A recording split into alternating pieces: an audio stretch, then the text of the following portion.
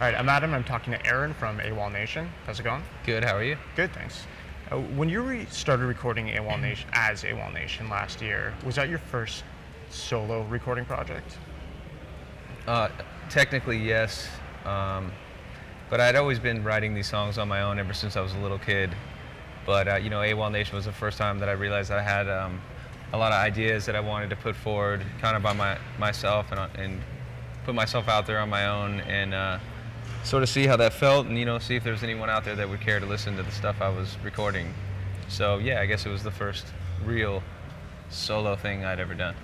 Was that liberating or scary or It was both? scary, but anytime there's fear, that's normally an exciting feeling too. So I felt that it was very liberating and extremely fun and very freeing in the sense that there was really no one to tell me what they thought was good or bad. So I had to look in the mirror and face myself, at the end of each song and decide if it was good enough. But I'm pretty good at hating on myself, I think, so I'm pretty good at knowing when I do stuff that's not that good, in my opinion. Your own worst critic? Yeah, I suppose so, yeah. Did you have a musical vision for the project? What style it would be or no style? I'd always wanted to go all the way with any idea I had. Yeah.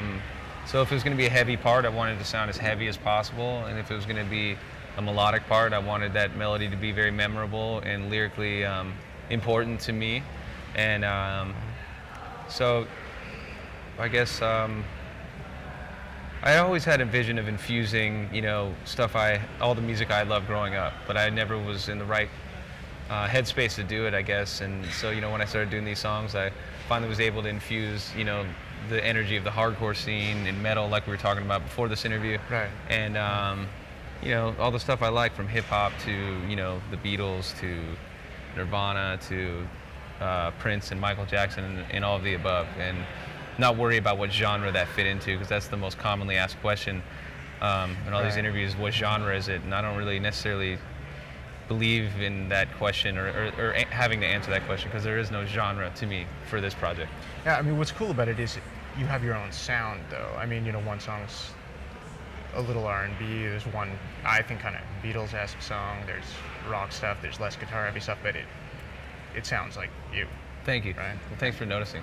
You're welcome. So, I mean, are the wildly eclectic styles representative of what you've always listened to, or what you were listening to when you were writing the songs? Everything I write is a product of all the stuff I've listened to from the first time I heard, Thriller in my mom's car on my way to kindergarten or whatever, So Right. It's nothing, the stuff I listen to now, somehow, one day or another makes its way into influencing me to write songs now. But I would say, both, all the music I've listened to my whole life was a huge influence on the record, obviously, and even more importantly, I found that all the ups and downs of life and different experiences I've gone through, having been in bands I cared about a lot, going through the breakups of all that stuff, and having to kind of fall off the mountain and try to climb back up, those were equally important as the music I listened to. Okay. Well, the response has been pretty big, starting with the song "Sail." That was the first single. Yeah. Right? That came out earlier this year, I guess. Did you know when you finished that one that this song's going to be huge? Never. I never thought Really? it would be. It was such an interesting song to me. It was like heavy beat, a couple organic instruments, but like sort of a programmed song with a raw, accidental vocal kind of, and when I wrote that song, I was supposed to be writing, some sort of pop stuff to make, a small amount of money to barely get by and be able to buy a bean and cheese burrito for lunch, with my keyboard player Kenny.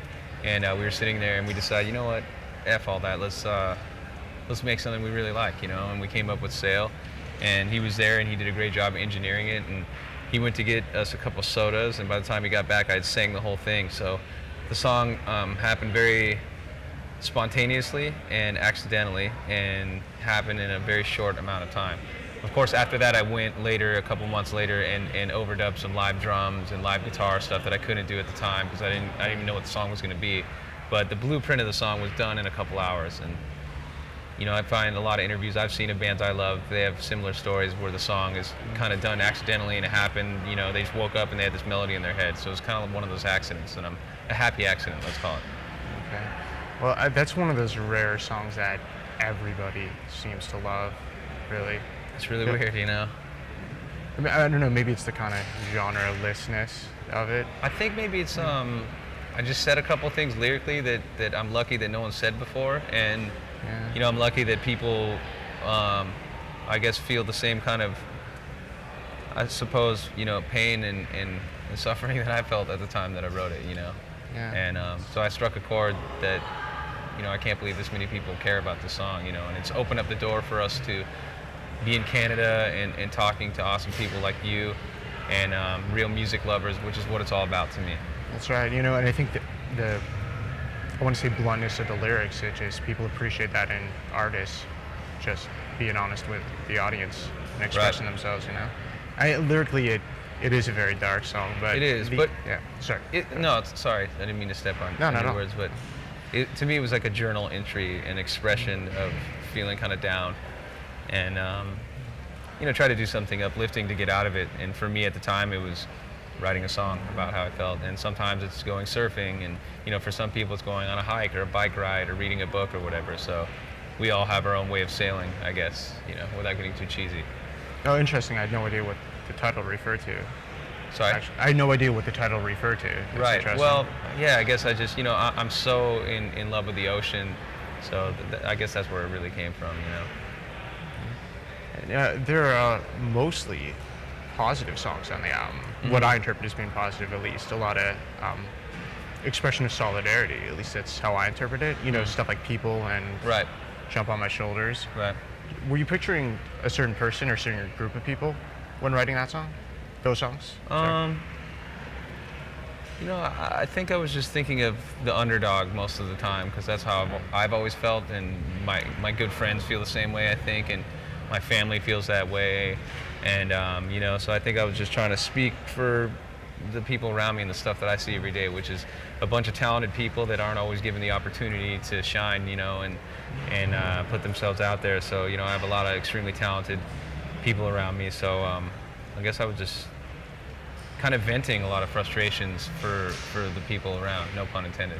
I don't know. There's a definite anthemic quality to a lot of the music. Thank you. Yeah.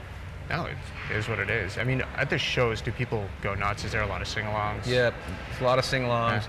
You know, I came up in the 90s in the hardcore scene where you go to a show and all you wanted to do is have that singer hand you the mic and sing that part into the, you know, so you wanted to make sure you knew the lyrics, even if it was screaming. So we would be in high school, you know, reading the booklets to see what the guys actually saying, because it wasn't even, you couldn't even understand, you know. Right. So I try to evoke that kind of energy with the stage dives and the crowd surfing and the sing-along stuff, and you know, all the music I've loved has been fairly anthemic, and something that you can, you know, chant to, sort of like a celebration of life, you know. So when people are singing the lyrics louder than the PA system, I mean, that's the hugest form of flattery possible for a songwriter.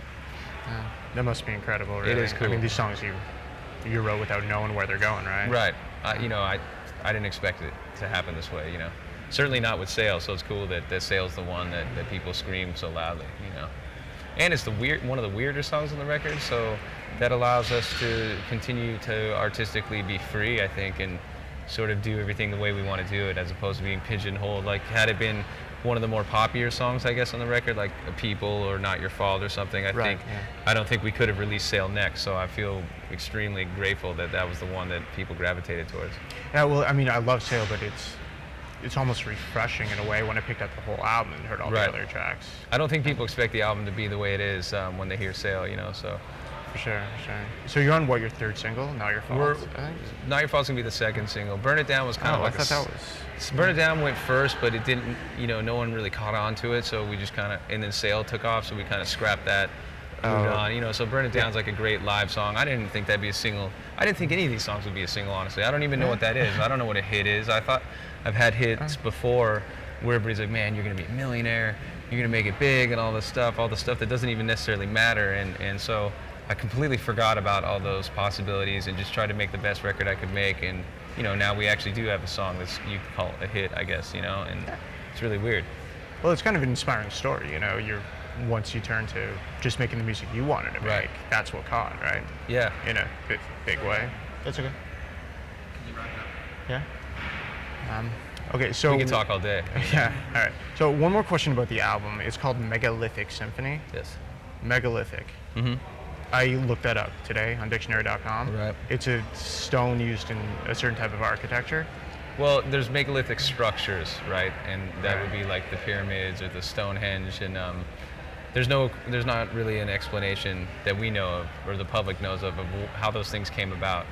And I don't really understand how these songs were written. I mean, I know I wrote them, but it kind of happens, and I'm not thinking too much about it. And then eventually I look back, and I'm like, wow, I don't even know where the song came from. I woke up one day and I had this idea, so I think I'm just trying to parallel those two concepts together. And of course, it sounds like an ambitious title, and I wanted to do something huge. You know what I mean?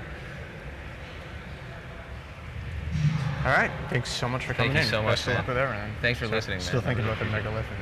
Yeah. Yeah.